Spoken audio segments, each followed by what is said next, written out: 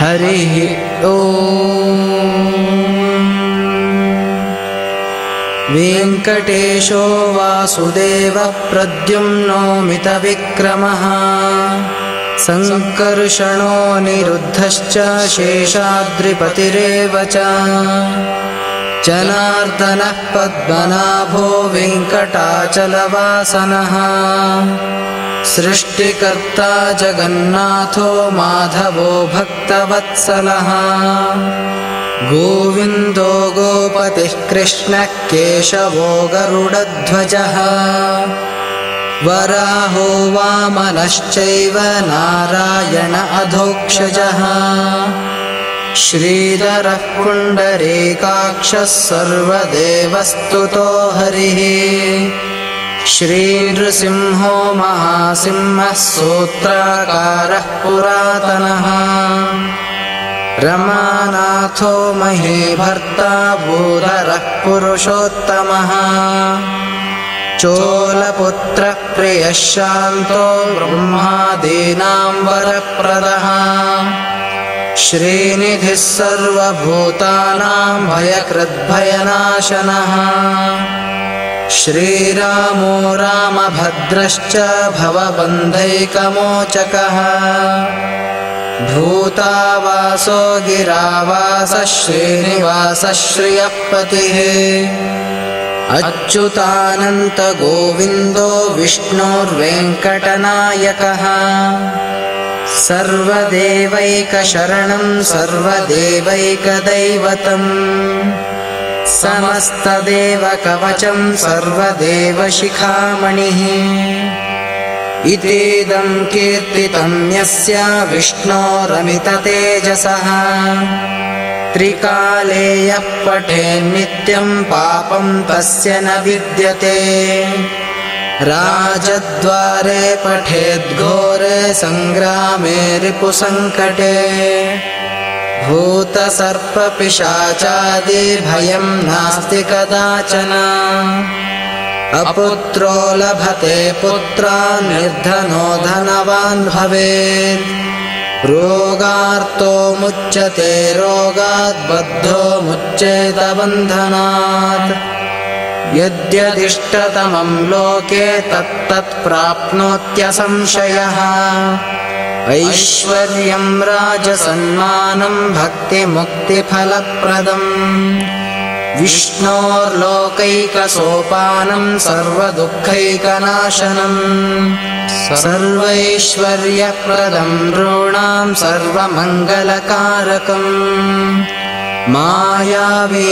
परमानन्दं त्यक्त्वा वैकुण्ठमुत्तमम् स्वामी पुष्करिणीतीरे रमया सह मोदते कल्याणाद्भुतगात्राय कामितार्थप्रदायिने श्रीमद्वेङ्कटनाथाय श्रीनिवासाय ते नमः। वेङ्कटाद्रिसमं स्थानं ब्रह्माण्डे नास्ति किञ्चन वेङ्कटेशसमो देवो न भूतो न भविष्यति एतेन सत्यवाक्येन सर्वार्थान् साधयाम्यहम् इति श्रीब्रह्माण्डपुराणे ब्रह्मनारदसंवादे श्रीमद्वेङ्कटेशस्तोत्रम् सम्पूर्णम्।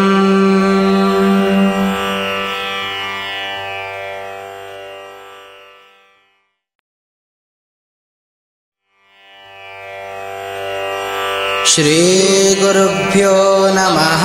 हरिः ओम्।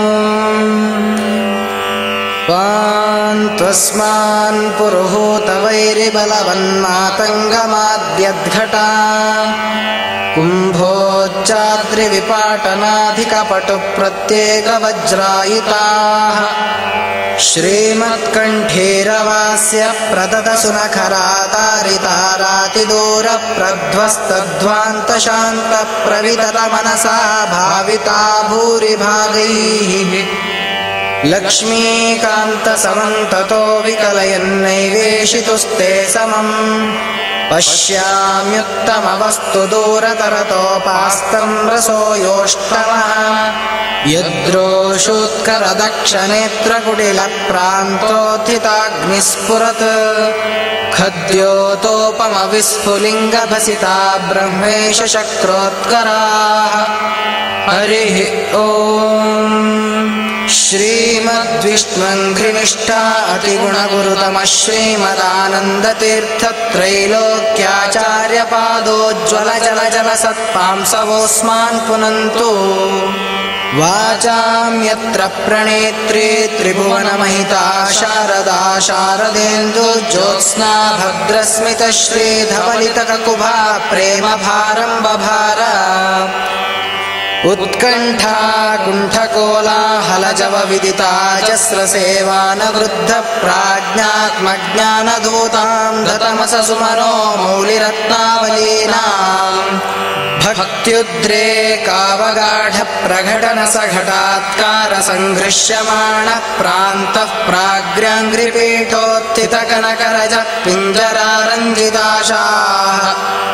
जन्मादिव्याध्युपाधिप्रतिहतिविरहप्रापगाणां गुणानामग्र्याणामर्पगाणां चिरमुदितचिदानन्दसन्दोहदानाम् एतेषामेष दोषप्रमुषितमनसां द्वेषिणां दूषकाणां दैत्यानामार्तिमन्दे तमसि विदधतां संस्तवेनास्मि शक्तः। अस्याविष्कर्तुकामं कलिमलकलुषेऽस्मिन् जने ज्ञानमार्गं वन्द्यं चन्द्रेन्द्ररुद्रद्युमणिफणिवयो नायकाद्यैर्याद्य मध्वाख्यं मन्त्रसिद्धं किमुत कृतवतो मारुतस्यावतारं पातारं पारमेष्ठ्यं पदमपविपदः प्राप्तुरापन्नपुंसाम् उद्यद्विद्युत्प्रचण्डां निजरुचिनिकरव्याप्तलोकावकाशो बिभ्रद्भीमो भुजेयोऽभ्युदितदिनकराभाङ्गदाढ्यप्रकाण्डे वीर्योद्धार्यां गदाग्र्यामयमिह सुमतिं वायुदेवो विदद्यादध्यात्मज्ञाननेता यतिवरमहितो भूमिभूषामणिर्मे संसारोत्तापनित्योपशमदसदयस्नेहः साम्बुपूरप्रोद्यद्विद्यानवद्यद्युतिमणिकिरणः श्रेणिसम्पूरिताशः श्रीवत्साङ्काधिवासोचिततरसरलः श्रीमदानन्दतीर्थक्षीराम्भोधिर्विविन्द्याद्भवदनभिमतं भूरि मे भूतिहेतुः मूर्धन्येषोऽञ्जलिर्मे दृढतरमिहते बध्यते बन्धपाशच्छेत्रे दात्रे सुखानां भजति भुवि भविष्यद्विदात्रे द्विभर्त्रे अत्यन्तं सन्ततं त्वं प्रदिशपदयुगे हन्त सन्तापभाजामस्माकं भक्तिमेकां भगवत उत ते माधवस्याथवायोः साभ्रोष्णाभीषु शुभ्रप्रभमभयनभो भूरिभो भृद्विभूतिभ्राजिष्णुर्भूर्भूणां भवनमपि विभो भेदि बभ्रे बभूवे येन भ्रो विभ्रमस्ते भ्रमयत सुभृशं बभ्रुवद्धुर्भृताशां भ्रान्तिर्भेदावभासस्त्विति भयमभिभोर्भोक्षतो माये भिक्षून् ये मुम्भावं भजन्ते सुरमुखसुजनाराधितन्ते तृतीयं भासन्ते भासुरैस्ते सहचरचलितैश्चामरैश्चारुवेशाः वैकुण्ठे कण्ठलग्नस्थिरशुचिविलसत्कान्तितारुण्यलीला लावण्या पूर्णकान्ता कुचभरसुलभा श्लेषसम्मोदसान्द्रा आनन्दान् मन्दमन्दा ददति मरुतः कुन्दमन्दारनन्द्या भक्ता मोदां दधानां मृदुपदमुदितोद्गीतकैः सुन्दरेणाम् वृन्दैरावन्द्यमुक्ते द्वैमगुमदनाहीन्द्रदेवेन्द्रसेव्ये मोकुन्दे मन्दिरेऽस्मिन्नविरतमुदयन् मोदिनां देवदेव उत्तप्ताच्युत्कटत्विट् प्रकटकटकटध्वान सङ्घट्टनोद्यद्विद्युद्योडस्फुलिङ्ग प्रकर विकिरणोत्क्वाथिते बाधिताङ्गान् उद्गाढं पात्यमाना तमसि ततैतः किङ्करैः पङ्किलेते पङ्क्तिर्ग्रावणां गरिम्ना क्लपयति हि भवद्वेषिणो विद्वदाद्या अस्मिन्नस्मद्गुरूणां हरिचरणचिरध्यानसन्मङ्गलानां युष्माकं पार्श्वभूमिं धृतरणरणिकस्वर्गिसेव्यां प्रपन्नः यस्तूदास्ते सास्ते अधिभौमसुलभक्लेशनिर्मोकमस्तप्रायानन्दं कथञ्चिन्नवसति सततं पञ्चकष्टेति कष्टे शुच्छामान् रुक्षरक्षोरधकरणकरक्षुण्णवीक्षोभिताक्षानामज्ञानन्धकूपे क्षुरमुखमुकरे पक्षिभिर्विक्षताङ्गान् पूयासृन्मूत्रविष्ठा कृमिकुलकलिले तत्क्षणा क्षिप्तशक्त्या जस्त्रौ व्रातादितांस्तद्विषोपजयते वज्रकल्पाजलूकाः मातर्मे मातरिष्वन् पितरतुलगुरो भ्रातरिष्टाप्तबन्धो स्वामिन् सर्वान्तरात्मन्न जरजरैतर्जन्म मृत्यामयानाम् गोविन्दे देहि भक्तिं भवति च भगवन्नोर्जितां निर्निमित्तां निर्व्याजां निश्चलां सद्गुणगणप्रदीं शाश्वतीमाशुदेव विष्णोरत्युत्तमत्वादखिलगुणगणैस्तत्र भक्तिं गरिष्ठामाश्लिष्ठे श्रीधराभ्याममुमथ परिवारात्मना सेवकेषु यः सन्धत्ते विरिञ्चिश्वसन विहगपानन्तरुद्रेन्द्रपूर्वेष्वाध्यायं स्तारतम्यं स्फुटमवति सदा वायुरस्मद्गुरुस्तम् तत्त्वज्ञान्मुक्तिभाजः सुखयसि हि गुरो योग्यता तारतम्यादाधत्से मिश्रबुद्धिं स्त्रिदिवनिरयभूगोचरान् नित्यबद्धान् तामिस्रान्तादिकाख्ये तमसि सुबहुलं दुःखयस्यन्यथा ज्ञान् विष्णोराज्ञाभिरित्थं श्रुतिशतमितिहासादि चाकर्णयामः वन्देऽहं तं हनुमानिति महितमहापौरुषो बाहुशाली ख्यातस्ते ग्र्योऽवतारः सहितैव बहु ब्रह्मचर्यादिधर्मैः सस्नेहानां सास्वानहाररहितं निर्दहं देहवाजामम्मो मोहापहो यः स्पृहयति महतीं भक्तिमद्यापि रामे प्राक्पञ्चाशत्सहस्रैर्व्यवहितममितं योजनैः पर्वतं त्वं यावत् सञ्जीवनाद्यौषधनिधिमधिकः प्राणलङ्कामनीषी अद्राक्षेदुत्पतन्तं ततौत गिरिमुत्पाटयन्तं गृहीत्वा यान्तं खे राघवाङ्घ्रौ प्रणतमपि तदैकक्षणे त्वां हि लोकः क्षिप्तपश्चात् सलीलं शतमतुलमते योजनानां सौच्चस्तावद्विस्तारवांश्चापि फललवैव विग्रहबुद्ध्या त्वयातः स्वस्वस्थानस्थिदाति स्थिरशकलशिलाजालसंश्लेषनष्टच्छेदाङ्कप्रागिवाभूत्कपिवरवपुषस्ते नमः कौशलाय दृष्ट्वा दृष्टाधिपोरस्फुटितकनकसद्वर्णघृष्टास्तिकूटं निष्पिष्टं हाटकाद्रिप्रकटतटतटाकातिशङ्को जनोऽभूत् येनाजौ रावणारिप्रियनटनपटुर्मुष्टिरिष्टं प्रदेष्टुं किं नेष्टे मे सतेष्टा पदकटकतटित्कोटिभामृष्टकाष्ठः देव्यादेशप्रणीति द्रुहिणहरवरावध्यरक्षो विघाताद्यासेव्योदयद्दयार्द्रः सहभुजमकरो द्रामनामा मुकुन्दः दुष्प्रापे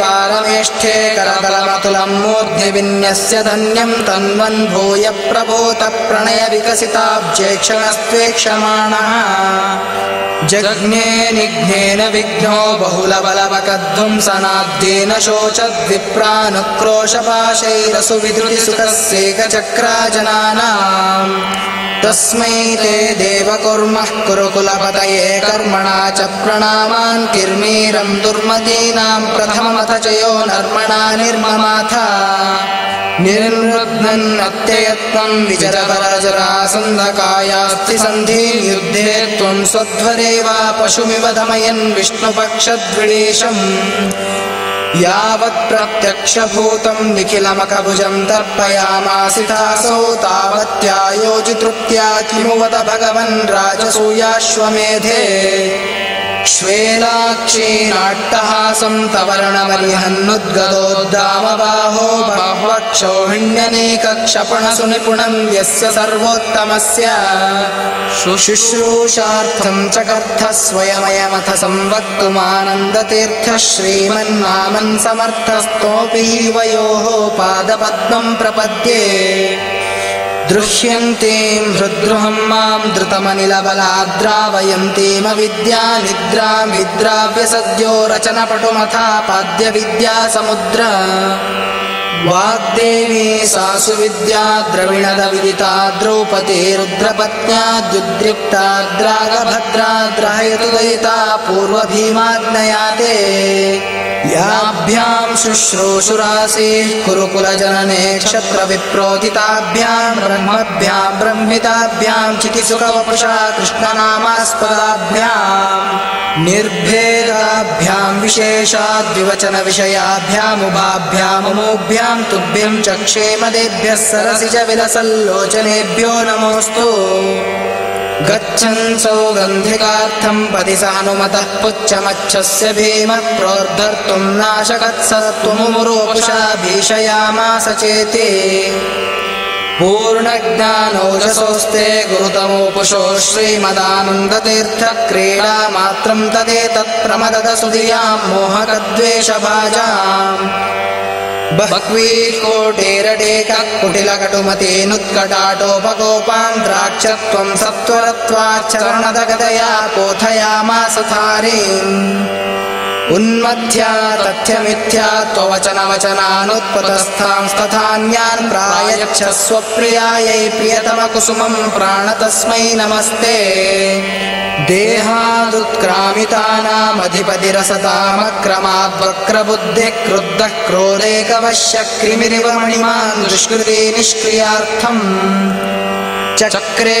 भूचक्रमेत्यक्रकचमिव सतां चेतसः कष्टशास्त्रं दुस्तर्कं चक्रपाणेर्गुणगणविरहं जीवतां चाधिकृत्य तद्दुष्प्रेक्षानुसारात् कतिपयपुनरैरादृतो नैर्विसृष्टो ब्रह्माहं निर्गुणोऽहं विततमिति केशपाषण्डवादः तद्युक्त्या भासजालप्रसरविशतरोद्दाहदक्षप्रमाणज्वालामालाधराग्निः पवनविजयते देवतारस्तृतीयः आक्रोशन्तो निराशा भयभरविवशस्वाशयाश्चिन्नदर्पा वाशन्तो देशनाशस्थितिबत कुदियां नाशमाशादशाशु धावन्तो श्वेलश्वेला वितथशपथशापा शिवा शान्तशौर्यास्त्वद्व्याख्या सिंहनादे सपदि ददृशिरे मायि गोमायवस्ते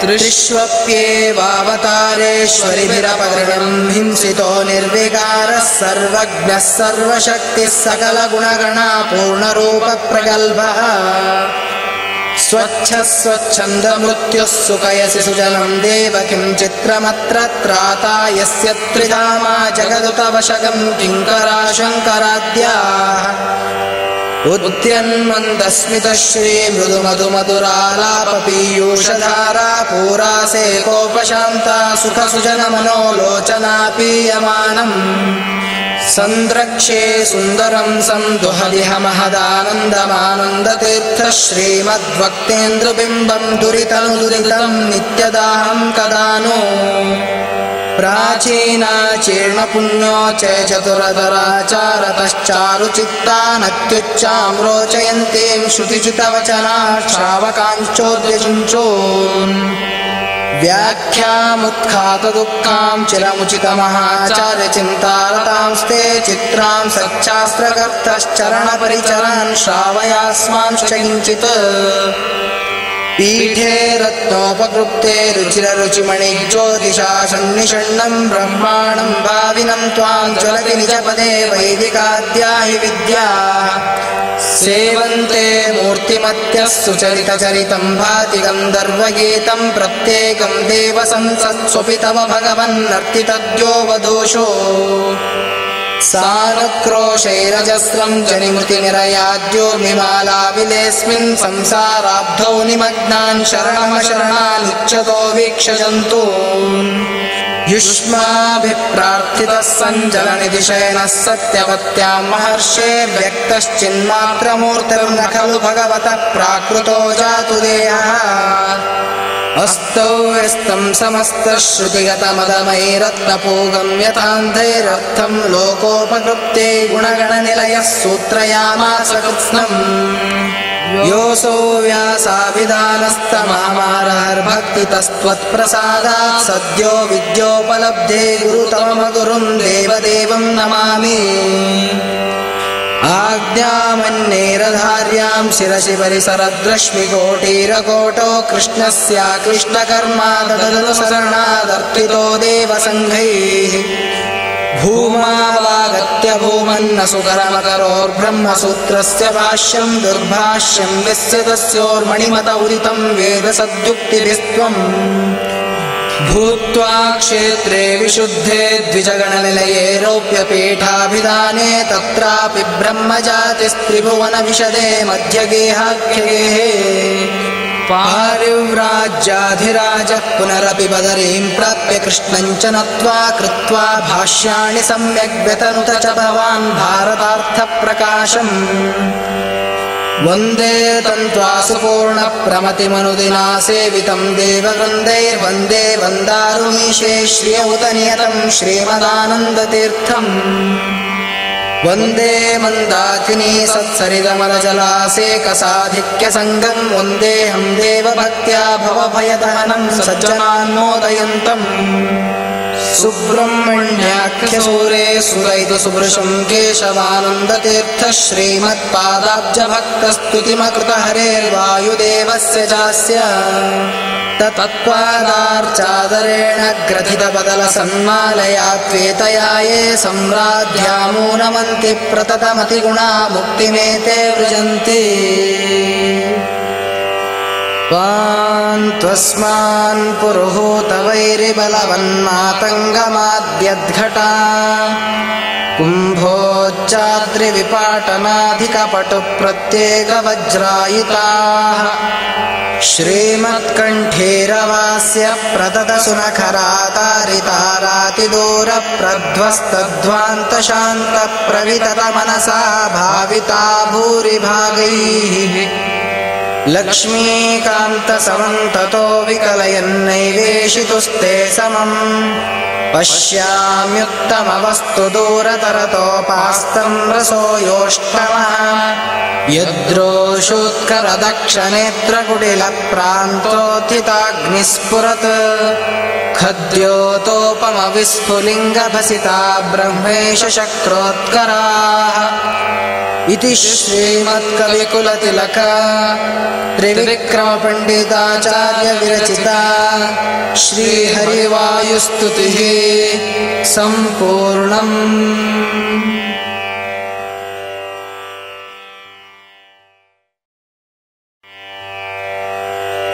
श्रीगुरुभ्यो नमः। हरिः ओम्।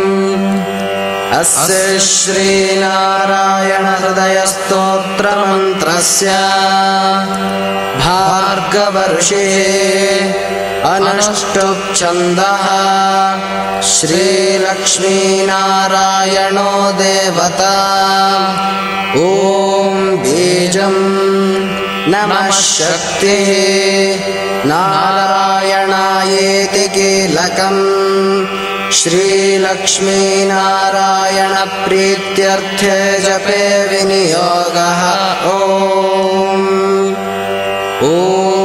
नारायणः परं ज्योतिरित्यङ्गुष्टाभ्यां नमः।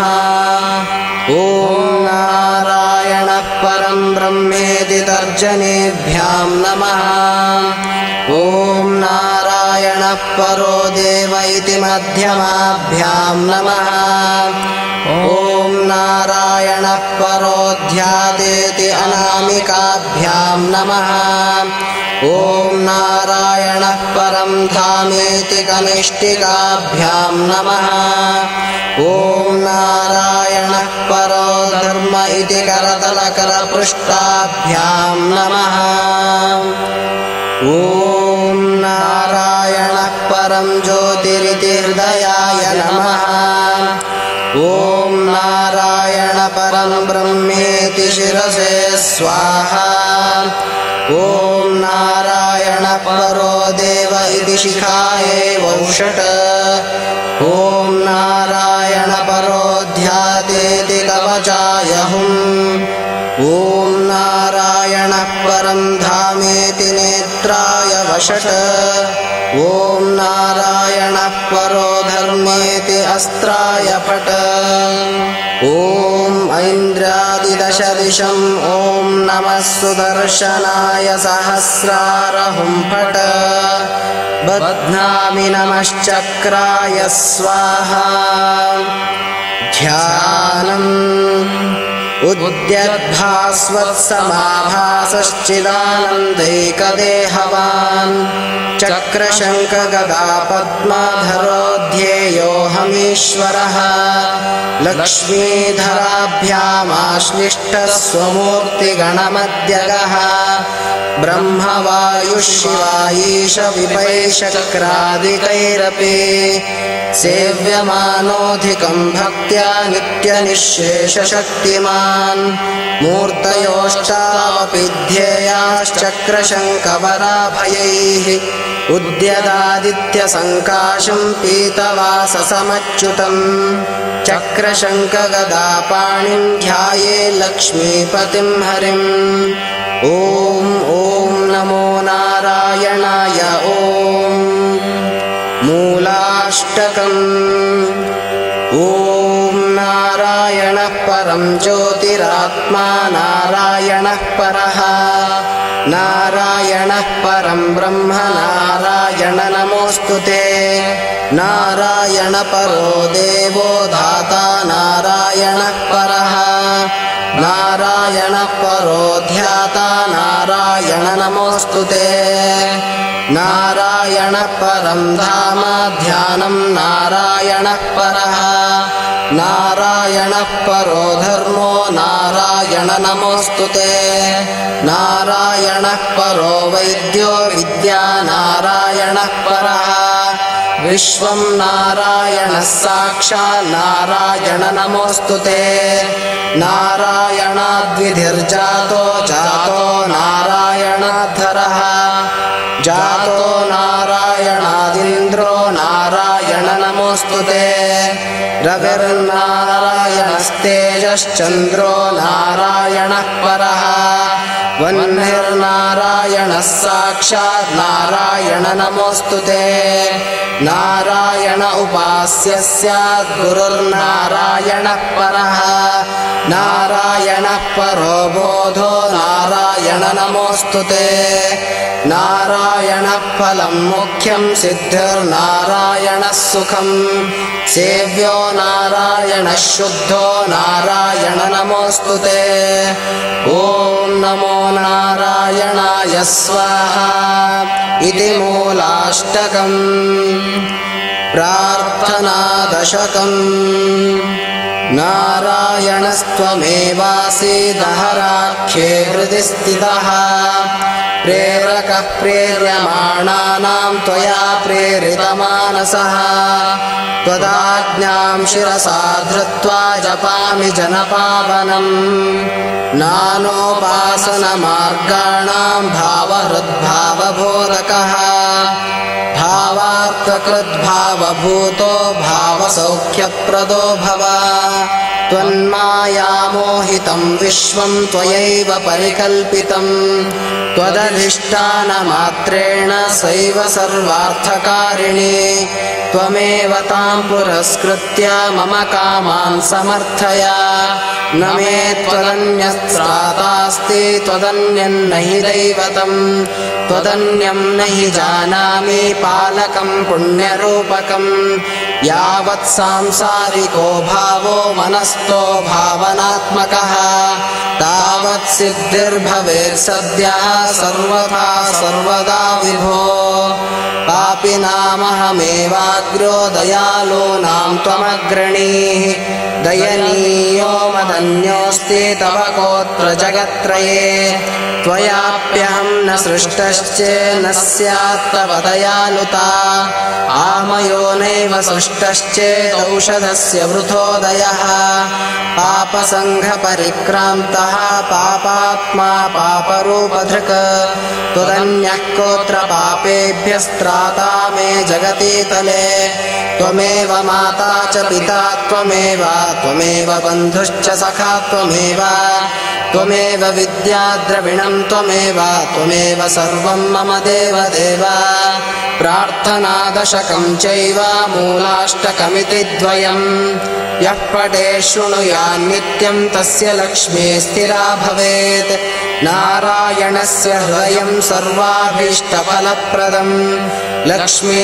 हृदयकं स्तोत्रं यदि चैतद्विना कृतं तत्सर्वं निष्फलं प्रोक्तं लक्ष्मी क्रुध्यति सर्वदा एतत् सम्पुटितं स्तोत्रं सर्वकर्मफलप्रदं लक्ष्मी हृदयकं चैव तथा नारायणात्मकं जपेद्यः सङ्कलीकृत्य सर्वाभीष्टमवाप्नुयात् नारायणस्य हृदयामादौ जप्त्वा ततः परं लक्ष्मी हृदयकं स्तोत्रं जपेन्नारायणं पुनः पुनर्नारायणं जप्त्वा पुनर्लक्ष्मीस्तवं जपेत् पुनर्नारायणं जाप्यं सङ्कलीकरणं भवेत् एवं मध्ये द्विवारेण जपेत् सङ्कलितं तु तत् लक्ष्मी हृदयकं स्तोत्रं सर्वकामप्रकाशितं तद्वज्जपादिकं कुर्यादेतत् सङ्कलितं शुभं सर्वान् कामानवाप्नोति आदिव्याधिभयं हरेत् गोप्यमेतत् सदा कुर्यान्न सर्वत्र प्रकाशयेत् इति दुःख्यतमं शास्त्रं प्राप्तं ब्रह्मादिकैः पुरा तस्मात् सर्वप्रयत्नेन गोपयेत् साधयेत् सुधीः यत्र एतत् पुस्तकं तिष्ठे लक्ष्मीनारायणात्मकं भूतपैशाच वेताला भयं तत्र न जायते लक्ष्मी हृदयकं प्रोक्तं विधिना साधयेत् सुधीः भृगुवारे च रात्रौ च पूजयेत् पुस्तकद्वयं सर्वथा सर्वदा सत्यं गोपयेत् साधयेत् सुधीः गोपनात् साधनाल्लोके सर्वां सिद्धिं लभेन्नरः इति अथर्वणरहस्ये नारायणहृदयं सम्पूर्णम्।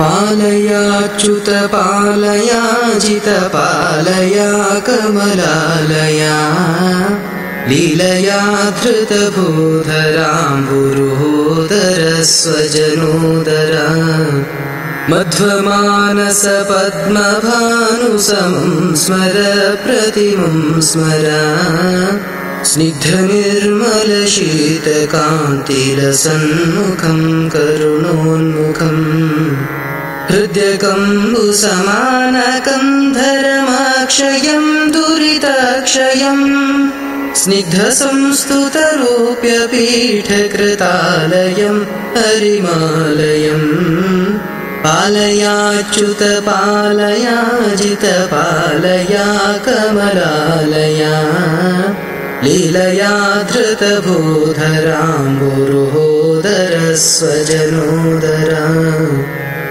अङ्गदादिसुशोभिपाणियुगेन संक्षुभितेन तुङ्गमाल्यमणीन्द्रहारसरोरसंखलनीरसम् मङ्गलप्रदमन्थदाम विराजितं भजताजितं तङ्गृणे वररूप्यपीठकृतालयं हरिमालयम् पालयाच्युत पालयाजित पालया कमलालया लीलया धृतभूधराम्बुरुहोदरस्वजनोदरा इनरम्यतनूदरं भज हे मनः शुभ हे मनः स्वानुभावनिदर्शनाय दिशन्तमर्थिसुशन्तमम् आनतोऽस्मि निजार्जुन प्रियसाधकं खलबाधकम् हिनतोज्झितरूप्यपीठकृतालयं हरिमालयम् पालयाच्युत पालयाजित पालया कमलालया लीलया धृतभूधराम्बुरुहोदरस्वजनोदरा हैमकिङ्किणिमालिकारशनाञ्चितं तमवञ्चितं कम्रकाञ्चनवस्त्रचित्रकटिं घनप्रभया घनम् नम्रनागकरोपमोरुमनामयं शुभदीमयम् नौम्यहं वररूप्यपीठकृतालयं हरिमालयम् पालयाच्युत पालयाजित पालया कमलालया लीलया धृतभूधराम्बुरुहोदरस्वजनोदरा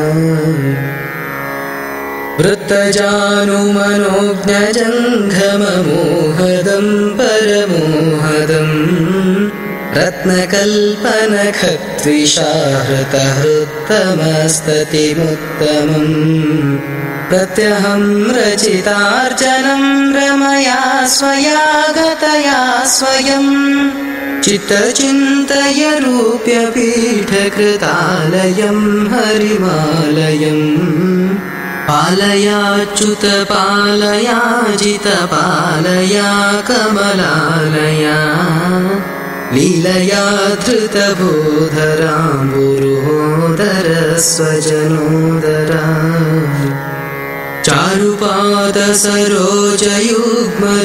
चारुपादसरोजयुग्मरुचामरोच्चय चामरो दारमूर्धजभानुमण्डलरञ्जकं कलिभञ्जकम् वीरतोचितभूषणं वरनूपुरं स्वतनूपुरम् धारयात्मनि रूप्यपीठकृतालयं हरिमालयम् पालयाच्युत पालयाजित पालया कमलालया लीलया धृतभूधराम्बुरुहोदर स्वजनोदरा शुष्कवादिमनोति दूरतरागमोत्सवदागमम् सत्कवीन्द्रवचो विलासमहोदयं महितोदयम् लक्षयामि यतीश्वरैः कृतपूजनं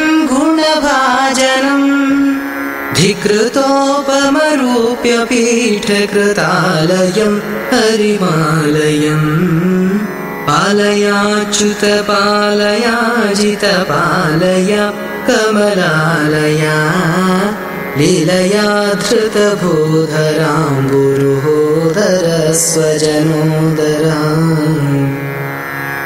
नारदप्रियमाविशाम्बुरुहे क्षणं निजरक्षणम् तारकोपमचारुदीपचयान्तरे गतचिन्तरे धीरमानसपूर्णचन्द्रसमानमच्युतमानमा द्वारकोपमरूप्यपीठकृतालयं हरिमालयम् पालयाच्युत पालयाजित पालया कमलालया लीलया धृतभूधराम्बुरुहोदरस्वजनोदरा रूप्यपीठकृतालयस्य हरे प्रियं दुरिताप्रियम् तत्पदार्चकवादिराजयतीरितं गुणपूरितं